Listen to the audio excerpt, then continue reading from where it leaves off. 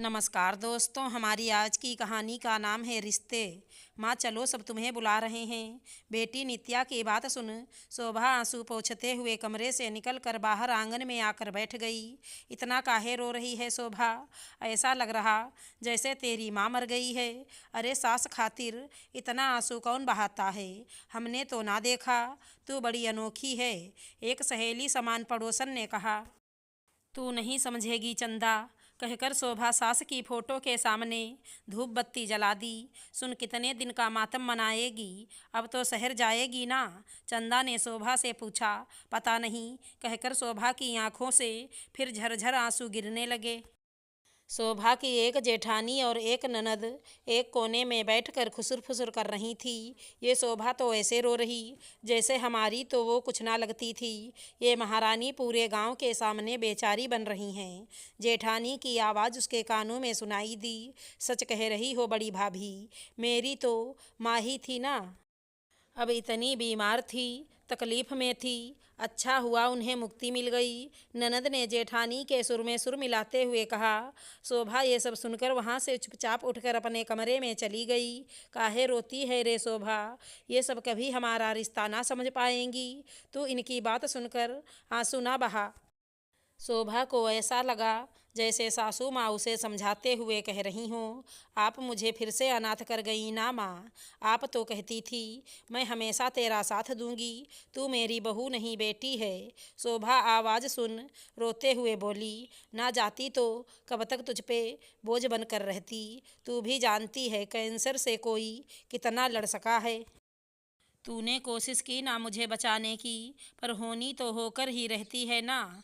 तू दिल छोटा मत कर, ना तेरे आंसू नकली हैं, ना मेरे लिए तेरा प्यार। ऐसा लग रहा था शोभा को सासू माँ फिर से समझाने पहुँच गई हैं। शोभा अपने अतीत में पहुँच गई। बिन माँ बाप की बच्ची थी वो। शोभा को एक बार देखते ही उसकी सास दामिनी जी ने पसंद कर बहू बनाने का फैसला कर लिया था। बेटा दिल्ली में नौकरी करता था। उसने माँ की पसंद पर मोहर लगा दी थी। ससुराल आकर शोभा हर समय डरी सहमी सी रहती। उसे हर वक्त डर लगा रहता था। माँ बाप के गुजरने के बाद जिन चाचा चाची के पास रहकर उसने अब तक जिंदगी जी, उनके ताने सुनकर वो बड़ी हुई। कहीं यहाँ भी उसे सब ताने ना दे दें। दामिनी जी को बड़ी बहू के तीखे तेवर पता थे। उन्हें भी लगता था कहीं बिन माँ की बच्ची के बड़ी बहू ताने ना दे, इसलिए वो हमेशा उसका साया बनकर रहती। वो शोभा की मासूमियत देखकर बहू बनाकर लाई थी, और सच में वो बहुत मासूम ही थी। दामिनी जी की बेटी नेहा को तो अपना पैसे वाला घर ही प्रिय था। माँ की गाहे बगाहे बीमारी देख वो तो माँ के पास कम ही आती। शोभा को ब्याह बाद सास ने बेटे के ज़रूरत को देखते हुए उसे बेटे के पास शहर भेज दिया।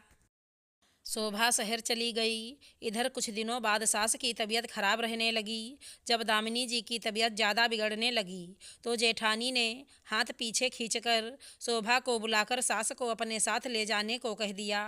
शोभा अपनी सास दामिनी जी को अपने साथ शहर ले आई। शोभा दामिनी जी की सेवा मन से कर रही थी, और दामिनी जी के प्यार भरे स्पर्श ने उसे उस माँ से मिला दिया जिसके प्यार से वो सदा मरहूम रही। पर दामिनी जी की तबीयत दिन ब दिन बिगड़ती जा रही थी। शोभा उनकी हालत देखकर परेशान होती और रोते हुए बस यही कहती कि आप जल्दी ठीक हो जाइए माँ।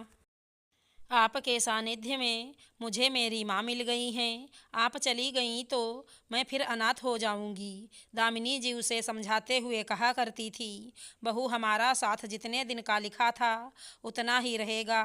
बस वादा कर, मरने से पहले मुझे तुम लोग गांव ले चलोगे। शोभा सास को शहर से गांव ले आई।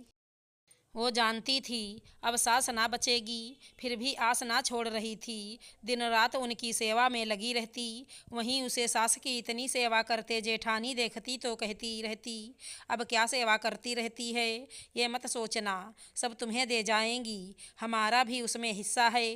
ननद तो माँ को देखने तक ना आई। मरने पर आकर 2 आंसू बहा ली, काम खत्म। पर शोभा को सास से मासा प्यार मिल रहा था, वो कैसे दुखी ना होती। इसलिए आज उनके जाने पर सबसे ज़्यादा आंसू उसके ही बह रहे थे।